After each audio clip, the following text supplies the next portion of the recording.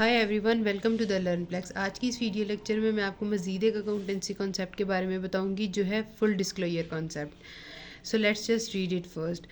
As per this concept all the events and transactions which are relevant shall be disclose in books of accounts and financial statements.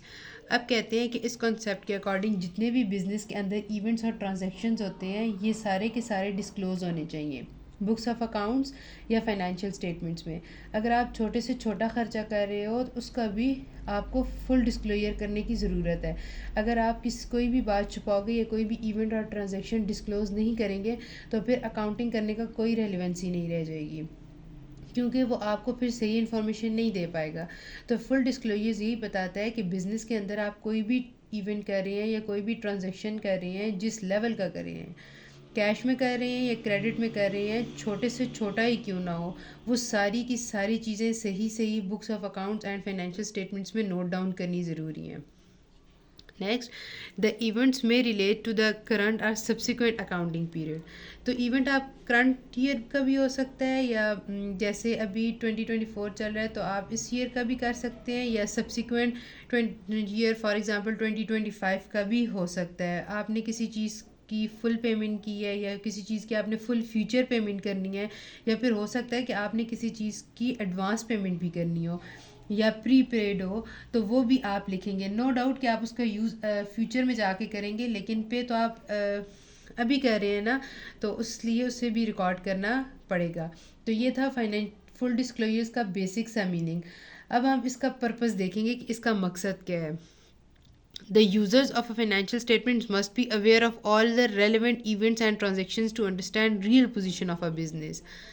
अब क्या कहता है कि जो users हैं financial statements के, users कौन से होते हैं? शेयर होल्डर्स यूज़र्स होते हैं, कस्टमर्स यूज़र्स होते हैं।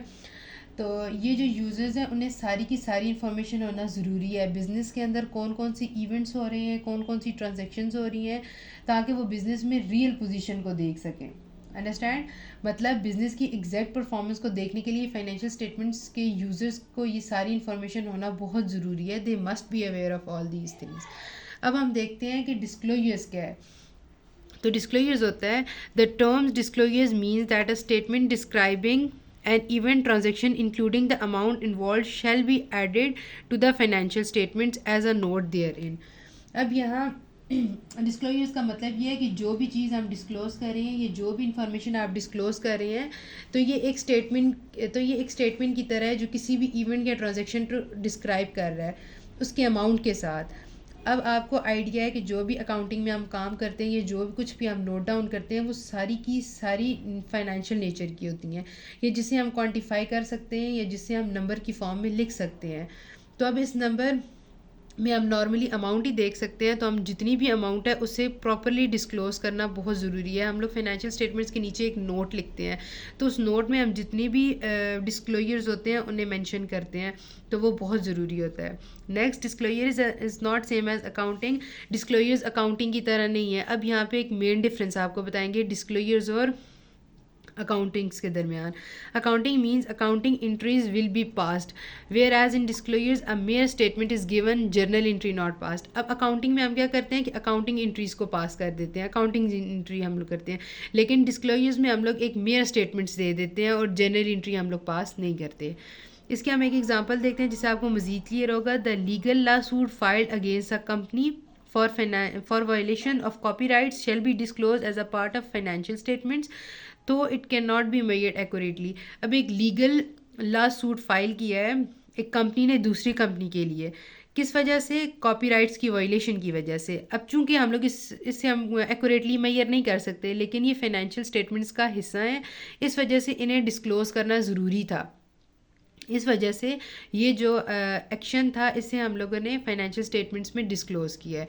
अब आगे हम देखते हैं इसकी कुछ एक्सेप्शंस हैं। तो एक्सेप्शंस अगर हम देखें, the convention of materiality and conservatism. Convention of materiality and conservatism ये दो एक्सेप्शंस हैं फुल डिस्क्लोजर्स कॉन्सेप्ट की, किसी रीज़न की वजह से, और वो रीज़न्स जो हैं हम लोग नीचे देखते हैं। मटीरियल सबसे फर्स्ट है मटीरियलिटी वर्सेस फुल डिस्क्लोजर्स।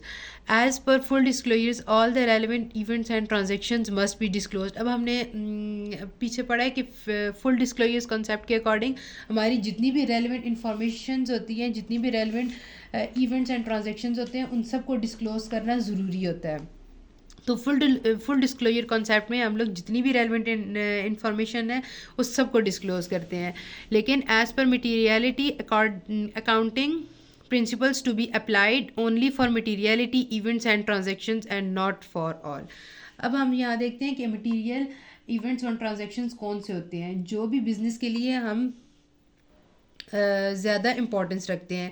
जैसे आप कह सकते हैं कि बिज़नेस ऑपरेशंस जो हम डेली बेसिस पे बिज़नेस में करते हैं, मतलब जो बिज़नेस के को डायरेक्टली इफ़ेक्ट करते हैं, वो मटीरियल इवेंट्स एंड कॉन्सेप्ट्स को कहते हैं। अब मटीरियलिटी कॉन्सेप्ट्स के अकॉर्डिंग हम लोग सारी इन्फॉर्मेशंस को डिस्क्लोज नहीं करते हैं, हम लोग सिर्फ उन अकाउंटिंग प्रिंसिपल्स को डिस्क्लोज करते हैं जो मटीरियल इवेंट्स एंड ट्रांजेक्शन्स को अफेक्ट कर रहे होते हैं।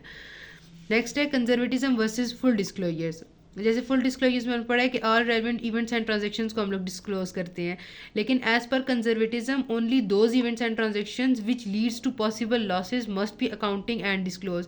लेकिन कंजर्वेटिज्म कॉन्सेप्ट के अकॉर्डिंग में हम सिर्फ उन इवेंट्स और ट्रांजेक्शन को डिस्क्लोज करते हैं जिसकी ये पॉसिबिलिटी होती है कि हमें इनसे लॉस होगा, हमें इनसे नुकसान होगा या हमें इनसे लॉस होगा। हम लोग सिर्फ उन इवेंट्स को डिस्क्लोज करते हैं, बाकी हम किसी भी इवेंट को डिस्क्लोज नहीं करते।